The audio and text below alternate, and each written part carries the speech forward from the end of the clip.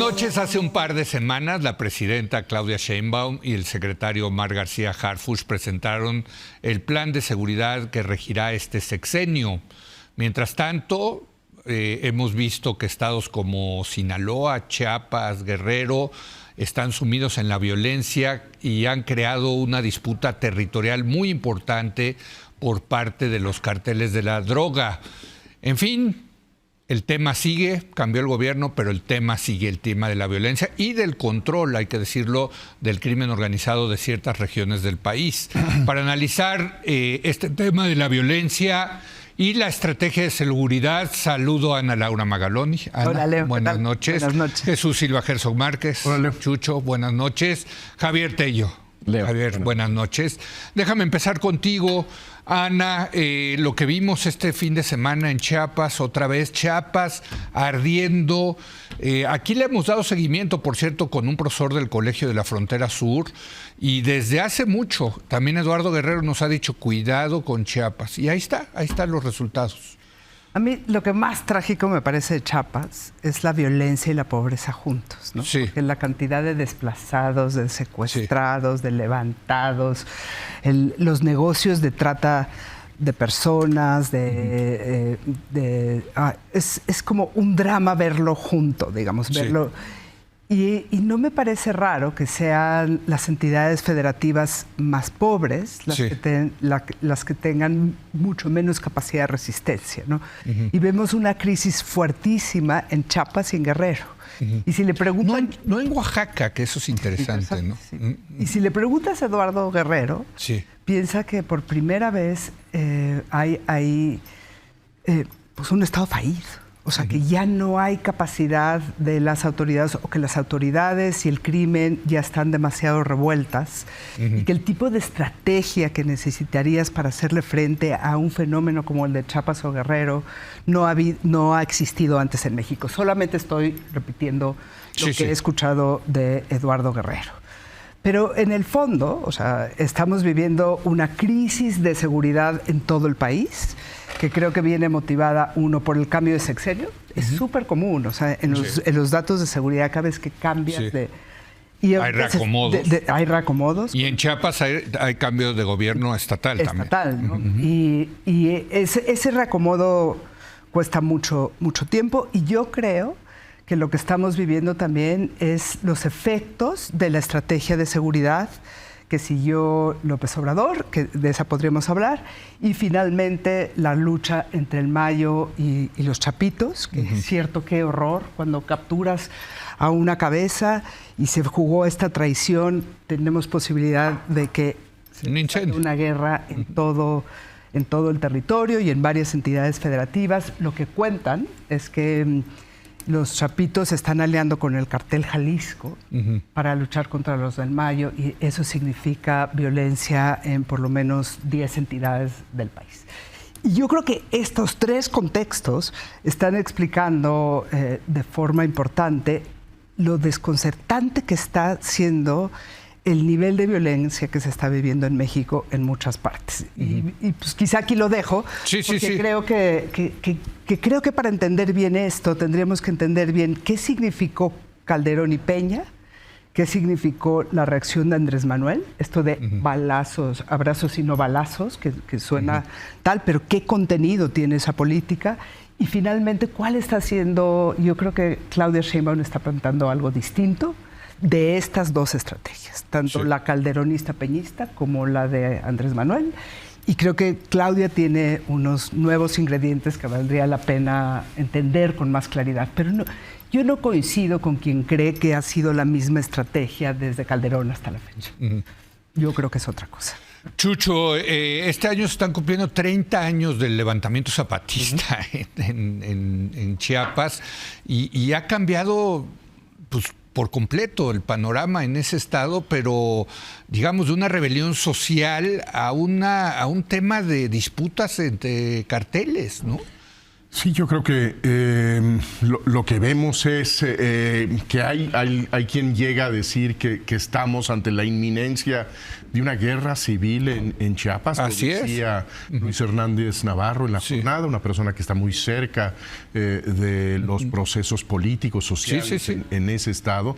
Y efectivamente no se trata de una confrontación política entre los rebeldes y el gobierno, sino se trata de una disputa territorial con estas consecuencias devastadoras de desplazamientos, de cómo se obliga a la gente a dejar sus comunidades por la violencia terrible que ahora cobra la vida de sacerdotes que son pues líderes de la comunidad. Sí.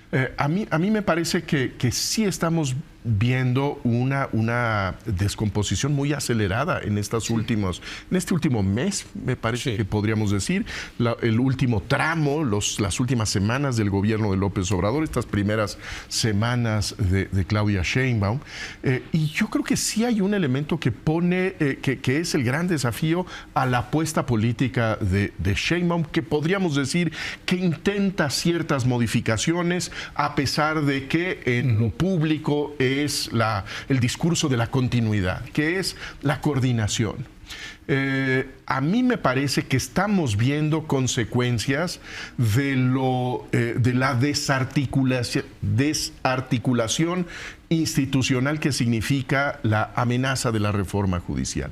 Si Claudia Sheinbaum está tratando de construir una estrategia en donde haya una coordinación entre fiscalías, que haya un diálogo cooperativo con el Poder Judicial, pues una de las plazas, uno de los espacios está con una crisis adentro, de tal manera que no puede haber ningún tipo de cooperación entre el gobierno local, los gobiernos locales y las fiscalías. Y creo que estamos viendo también los efectos del desgobierno.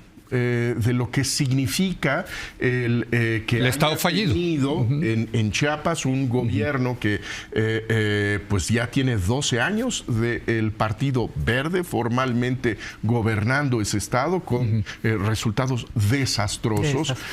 Y lo vemos también en otros ámbitos. Lo que pasa en Sinaloa es muy alarmante.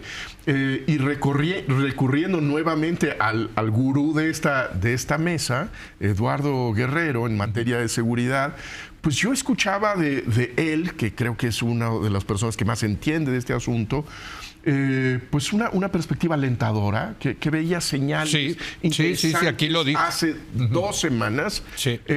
Hoy lo que veo es su alarma, detectando cómo están estos factores conspirando para generar una crisis mayúscula en todo el país. No son en ese sentido focos reducidos, pequeños, sino que es ya de una magnitud enorme.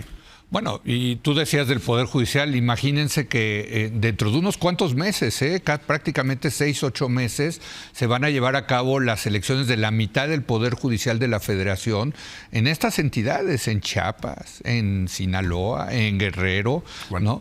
Hay las condiciones, y en 2027 la otra mitad del Poder Judicial Federal y los poderes locales, o sea, los poderes judiciales locales. ¿Qué cosa con esto? Y de por sí es una elección complicadísima, pues imagínense en este contexto, Javier. Yo voy a hablar de Chiapas primero, adelante. Hablar de la reforma judicial. Sí, era una pieza de información, creo. Y coincido con lo que decía ahorita Chucho, de que sí mete mucho ruido a la estrategia de seguridad, y ahorita me imagino que hablaremos de la estrategia de seguridad. Yo empezaría por decir que creo que el caso de Chiapas ilustra 2 cosas de la violencia que ha vivido México desde 2007, que en este caso además están totalmente relacionadas. Primero, cómo es un problema que constantemente se está transformando y mutando, ¿no? Cosas que antes no eran un problema o era un problema menor se convierten en un gran problema. Lo vimos con el huachicol. Yo te diría que en el caso de Chiapas, la trata de personas y la migración y el tráfico de migrantes, que no era un gran problema, se ha convertido en una pesadilla. Y la otra cosa que ilustra Exacto, pero siempre fue frontera y siempre pasaron por ahí, pero de repente ha generado un nivel de violencia impresionante. Y la otra cosa que ilustra el caso de Chiapas es cómo decisiones de Estados Unidos, presiones de Estados Unidos generan serios problemas en México internos. Lo vimos cuando cierran el Caribe y la droga empieza a pasar por México, primero por el aire, a petición de Estados Unidos bajen los aviones, empieza a pasar por tierra. Todas esas peticiones de Estados Unidos que suenan razonables, ¿no? Sí. Han generado unos problemas aquí gigantescos. Ahora la petición de Estados Unidos de detener migrantes lo que generó es un mercado ilícito de tráfico de migrantes muy lucrativo. Si antes existía, pero no era tan lucrativo, se vuelve súper lucrativo. Sí. Llegan el crimen organizado o si ya estaban, se involucran para tomar control de esos mercados, ¿no? Entonces creo que ilustra muy bien Chiapas esas dos dinámicas. La otra cosa que para mí es importante de Chiapas, yo diría que a diferencia de Sinaloa, a diferencia de Guanajuato, etcétera, es la importancia del sureste para el proyecto de la 4T. Es decir, es fundamental para el proyecto de la 4T el crecimiento inclusivo, que pasa sin duda por atacar pobreza, pero también por atacar diferencias regionales. Y esta idea del abandono del sureste, de apoyar al sureste, etcétera, pues era muy importante. En ese sentido, Chiapas, yo creo que es simbólicamente, además por el levantamiento zapatista y el proyecto de la 4T como una alternativa al proyecto zapatista en cierto sentido. Sí, no claro, era la lucha armada, era la lucha social que llegaría al poder, que tomaría el poder, que transformaría el país, ¿no? Había esta rivalidad constante. Yo creo que Chiapas es de enorme simbolismo por la enorme pobreza histórica a la que se le suman nuevos retos y problemas de desplazados, de migrantes centroamericanos y de otras partes, en fin, una cosa espantosa.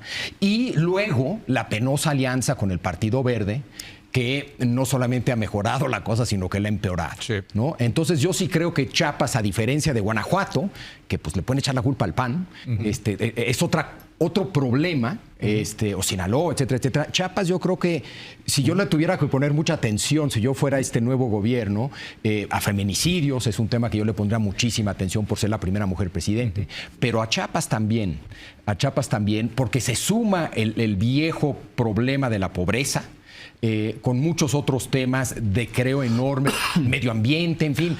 Tenencia de la tierra, Javier. Yo me acuerdo del libro de tu hermano, de ese tema de la tenencia de la tierra es fundamental. Viejos pleitos. Claro, viejos pleitos por territorios. Ahora, el desgobierno de Chiapas es histórico, ¿no? Es una acumulación de desgobierno pero nunca impresionante. Había sido así de violento. O sea, violento. Se había contenido la violencia en Chiapas. Sí. O sea, había la crisis de pobreza y dolorosa. Y violencia por tierra, ¿eh? Sí, eso sí, y religiosa, por cierto, también en San Juan Chamula, hay que decirlo, ¿no? Unas comunidades muy intolerantes ahí, pero, en fin, el tema es, ¿cómo vieron la estrategia de Sheinbaum? Obvio, no pueden salir a decir, a hablar del diagnóstico y de que va a haber un rompimiento, porque eso es hablar mal del gran jefe de la tribu, ¿no? Que es Andrés Manuel López Obrador, pero yo, y hablándolo con Eduardo Guerrero en esta mesa, pues sí vemos diferencias, o por lo menos la voluntad de hacer cosas diferentes. Sí, yo creo que, la primera estrategia, que es Calderón-Peña, es una estrategia que consiste, o que está concebida como que la fuerza del ejército y de la armada y la fuerza bélica del Estado mexicano va a ser suficiente para disuadir a los delincuentes. Entonces, cuando tú salías con un montón de ejército, los delincuentes se iban a replegar. Eso lo dijo Calderón en cientos de discursos, digamos. Y lo que sucedió es que los delincuentes se armaron. Y empezó una guerra fatal en donde tu estrategia era confrontarlos. Y es en el momento en el que el país empezaron a aparecer fosas como nunca, desaparecidos como nunca. Masacres. Es una estrategia casi de guerra, y casi de guerra contra el narcotráfico. Yo creo que frente a esa reaccionó Andrés Manuel y dijo abrazos, no balazos. O sea, no quiero una estrategia tan confrontativa de la fuerza, pero sí se replegó muchísimo el Estado.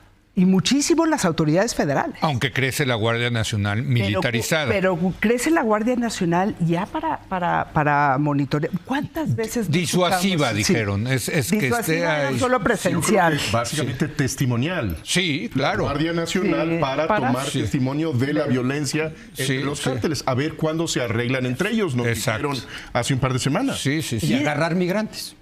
Ya, claro, eso es muy importante para Estados Unidos. Nada testimonial. Y eso de abrazos, no balazos, no lo hemos llenado de contenido. Pero ¿qué pasa cuando el Estado se repliega? Pues puede haber mucho más narcopolítica. Y eso es lo que todo el mundo insinuaba, que ya en el ámbito local... Bueno, en Sinaloa. Después, ¿qué más puede pasar? Pues que empieza a crecer el crimen, ¿me entiendes? Que también lo estamos viendo. Entonces, esta cosa disuasiva de la primero y en esta otra cosa de vámonos para atrás, en las dos hay un problema muy importante que creo que Claudia lo está tratando de resolver y no lo va a poder decir así de explícito, pero hay un pedazo en donde si tú estás enfrentando a las personas que están cometiendo delitos y a la violencia sin fiscalías y juzgados, nada más te queda matarlos.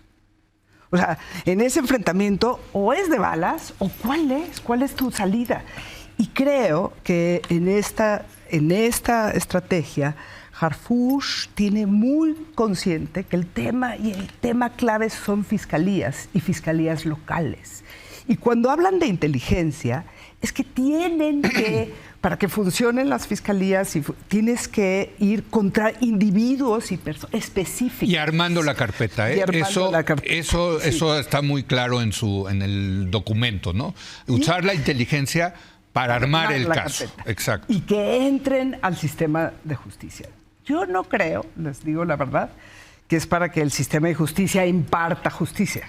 O sea, creo que es algo como más de fiscalías. ¿Terminar la impunidad? Sí. Pues sí, pero sin juicios justos, digamos. O sea, no, este volumen de violencia no creo que se dirima en los tribunales.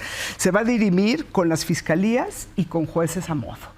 Y así se ha dirimido por mucho tiempo. O sea, no nos hagamos bolas que los jueces para casos relevantes son de consigna. Y es cierto, los jueces también están siendo cooptados por el narco y por el Bueno, crimen, y ahora que se va a elegir. Sí, seguro que sí. Pero yo creo que esta es más bien una estrategia en donde por primera vez vamos a ver metidos a las fiscalías y tratar de meter a la cárcel y no de matar a los que están cometiendo delitos. Ahora, y esto va a tomar tiempo. O sea, esto no es un asunto que en 6 meses veamos efectos.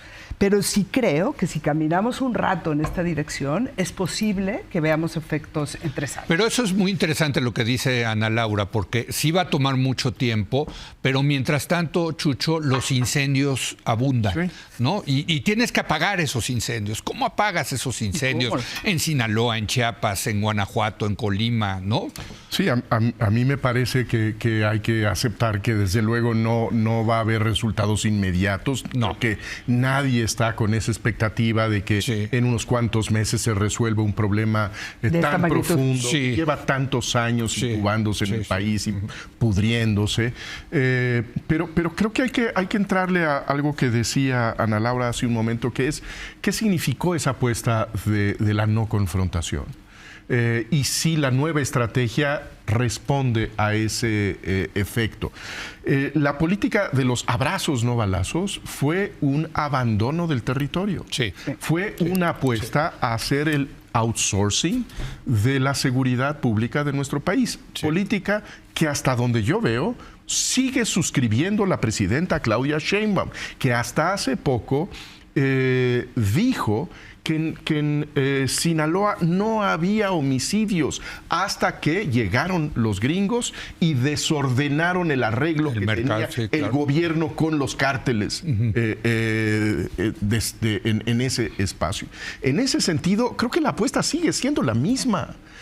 Bueno, no tenemos ninguna evidencia más que el creer en la palabra o las buenas intenciones de la presidenta. Lo que yo conozco en términos públicos es que Claudia Claudia Sheinbaum lamenta el hecho de que se haya roto ese el pacto equilibrio entre el Estado y los delincuentes que mantienen las cosas, digamos, bajo control, en donde los delincuentes son los dueños de la plaza, hay menos homicidios, pero tienen la capacidad de extorsionar a quien se les da la gana. Yo no veo en la exposición pública, y no tengo más que, no tengo otro elemento para evaluar la política que las decisiones y las expresiones públicas. No veo que haya ninguna estrategia para la recuperación del territorio mexicano de los criminales. Y en ese sentido me parece que no hay ninguna razón para ver que hay señales alentadoras del gobierno federal. En el documento que presentaron, que por cierto es muy malo el documento, pero bueno. No sé si es documento. Sí, es un PowerPoint bastante chafón, pero lo que sí hablan es que van prioritariamente por las extorsiones. Creo que ahí te da una idea, porque ¿quién está detrás de las extorsiones? Pues está el crimen organizado. Entonces, si tú le pegas a estos grupos delincuenciales que están cobrando piso, que están extorsionando, pues ahí es una forma de recuperar el territorio, ¿no? Totalmente. Javier. Es más, yo precisamente lo que veo es una estrategia para recuperar territorio. La pregunta es cómo se recupera el territorio. Pero no lo recuperas ¿dónde no lo recuperas con ejércitos, con tanques, así no. Construyendo cuarteles generales, así tampoco. Ya lo probamos. Ya lo probamos, claro. ¿Cómo lo recuperas?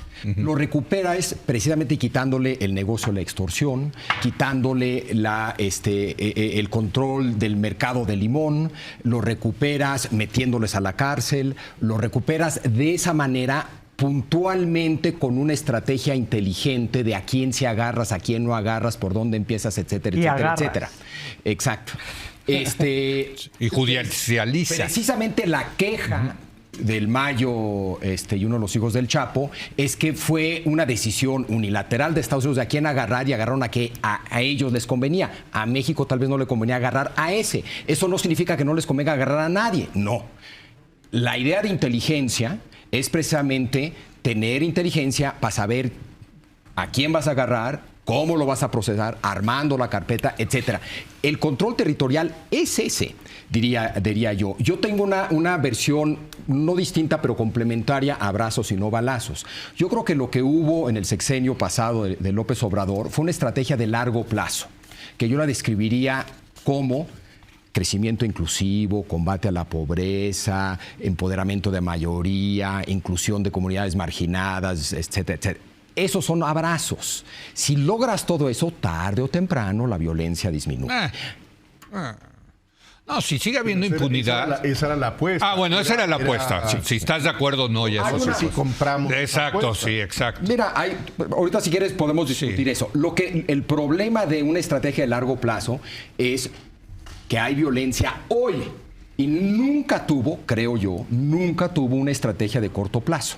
Creo que precisamente lo que viene a ofrecer en sus 2 de 4 estrategias Claudia Sheinbaum es una estrategia de corto plazo. ¿Va a funcionar? ¿No va a funcionar? Si le mete ruido la reforma judicial y ya le echó a perder su estrategia de corto plazo. No sé, pero lo que yo veo con toda claridad es una estrategia de corto plazo que nunca hubo. O sea, viene a sumarse.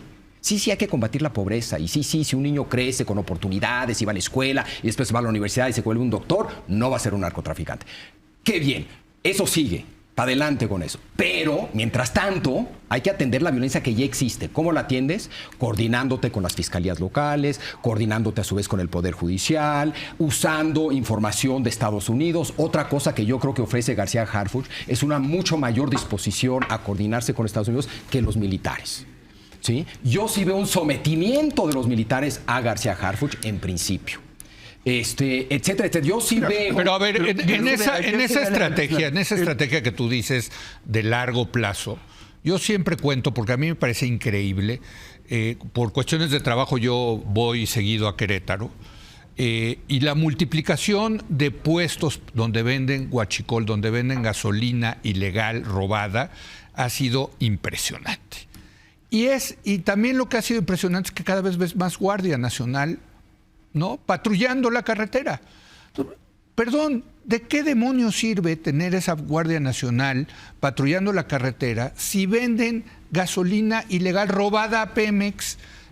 El crimen organizado, porque ese tipo de operación es del crimen organizado. Lo que estás describiendo es una falta de estrategia de corto plazo. Sí, claro. Es lo que estoy diciendo, que no hubo 6 años. Yo creo que la estrategia López Obrador en 2018 fue: yo, en cuanto a la violencia, lo que voy a tratar de hacer es contenerla, que no empeore. Sí. Mi enfoque va a ser en otro lado para ganar 2024. Pero para ganar 2024 lo que sí necesito es contener la violencia. Yo creo que lo que quiere hacer Claudia Sheinbaum no es contener la violencia, es reducirla. Y la única manera de reducirla es con una estrategia de corto plazo, y es, creo que, lo que ofrece la estrategia. Pero eso de quiere Claudia decir Sheinbaum. que sí se van a ir ahora contra esos guachicoleros en Querétaro, Leo, o van a escoger, tienen que, mira, déjalos a estos, pero sí tenemos que ir contra otros. Siempre sucede. ¿Cómo se administra? Sí, sí, claro. No, además, o sea, tú no puedes desestabilizar todos los mercados ilegales a la vez. Le Sí. tienes que dedicar a rescatar, y yo sí coincido con Javier que le tienes que dedicar a rescatar territorios. Y lo que pasa en Michoacán es distinto de lo que pasa Sí. en Chiapas. Y eso lo que está en pasa el Chiapas- documento, ¿eh? Sí. Es la referencia. Y además, o sea, Sí. sabes que tienes razón, que quizá no es porque lo haya dicho, pero yo creo que sí es por lo que hizo en la Ciudad de México. Totalmente. Y en la Ciudad de México, si en un lugar fue exitosa, Claudia, y miren cómo vivimos en la Ciudad de México, Ya comparativamente, empieza. sí, no, pero no, comparativamente No. a otras ciudades. O sea, vete a Guadalajara, Sí, vete... sí, o sea, totalmente. No, bueno, a Culiacán. o sea, yo sí creo que en la Ciudad de México, porque a mí me tocó verlo de cerca, y me tocó ver de cerca a Harfush investigando y armando las piezas de rompecabezas. A mí me parece que está con esa cabeza tratando de ver lo nacional, muchísimos problemas. ¿Nos alcanza o no nos alcanza? Porque no tenemos suficientes capacidades investigativas. No. Como para poder entender a quién atrapas del negocio del limón, o cómo le entras a la red de corrupción de migrantes y de trata de migrantes. O sea, yo creo que una de las primeras cosas que ves es que haber hecho una Guardia Nacional presencial de gente de perfil muy mediocre en términos de capacitación Sí. y tal, no le da a México la capacidad de tener esas capacidades investigativas donde necesitas poder puntualmente entrar a esos sitios sin desestabilizar de la manera en la que desestabilizaba la estrategia de Calderón y de Peña en los territorios. O sea, y ese a mí me parece que es el gran cuello de botella. O sea, haberla apostado de nuevo como la idea de policías que transitan y que hacen Se apostó rondines, a los uniformes, uniformes, y no a las capacidades técnicas y a las capacidades investigativas del Estado para poder decir, a ver, ¿por qué no vamos contra todas las personas que están armadas en la calle? Veámonos en las cámaras, esa es una población, ¿quién va llamado a la calle? O sea, ese es el tipo de mentalidad Sí, sí. Harfush. Por cierto, Policíaca. policíaca y que hacen en todos los Policíaca. países del mundo también. O sea, el crimen se administra, pero desde una posición de poder del Estado. Aquí el tema es que el Estado ha perdido ese poder. Ha perdido Le esa apostó a un capacidad. poder equivocado. Exacto. Sí. Un último, 2 comentarios rápidos, Chucho. Bueno, Javier. creo que regresamos a lo inicial, es muy temprano para ver Sí. si hay una estrategia, si esa estrategia tiene el diagnóstico correcto y si empieza a dar resultados pues en el mediano plazo. Siento hasta este momento que de lo que hablamos es de esta idea de que el gran superpolicía, el hombre de Eso los también grandes es cierto. éxitos en la Ciudad de México nos va a resolver el problema. Y lo vemos ahí en esta escena pues muy bien producida, como confrontando muy valentonamente al crimen en las calles de Culiacán. Pues yo creo que esa idea de la apuesta al personaje a mí no me genera ninguna confianza si no viene acompañada de una serie de medidas concretas, coincido con Javier, que tengan un periodo de aplicación inmediato, porque es decir, el decirle a la gente de Sinaloa que este es un asunto que se va a resolver en el largo plazo, cuando han perdido la libertad para salir, para hacer negocios. Tiene consecuencias alimentarias la crisis de seguridad. Educación, no hay educación. Ahora vamos a ver qué dicen y qué hacen. Yo no creo que estén diciendo todo lo que están haciendo. A ver, Javier, un último comentario rápido. Ojalá no estén, Sí. no, pues parte de tu estrategia es mantenerte en secreto. no revelarla, ¿no? Yo coincido totalmente con Ana Laura. Yo veo sin duda a un líder, una cabeza que tiene todo el apoyo del presidente, algo también relativamente nuevo, Sí. toda la confianza. Eso importa muchísimo, muchísimo. Pero veo ese liderazgo con una estrategia. ¿Va a funcionar? ¿No va a funcionar? ¿Qué va a Etcétera, poder etcétera. hacer? Eso está por verse y coincido. Ahora, yo creo que el principal problema es un problema de capacidad y sobre todo Del de la Estado, capacidad de las fiscalías. Desde mi punto de vista, desde siempre en México, desde los 50 yo te diría, las fiscalías, tanto la PGR histórica como las locales, son un desastre. Nunca nadie le ha apostado. Hemos trabajado un poquito en las policías, pero nunca nadie le ha querido apostar a meterse, a mejorar las procuradurías, fiscalías, nunca. Ojalá aquí algo de eso mejore. Es un reto gigantesco porque no hay recursos, el recurso humano necesitas tiempo para desarrollarlo, transformar a alguien que hoy no funciona en alguien que funcione. Es un reto gigantesco, pero sí veo en parte esa intención y yo creo que es una buena noticia. Bueno, vamos a hacer una breve pausa y vamos a hablar de otro secretario de Seguridad Pública que, por cierto, también tenía toda la confianza del presidente, que era Genaro García Luna, que va a estar 38 años en prisión. Regresamos.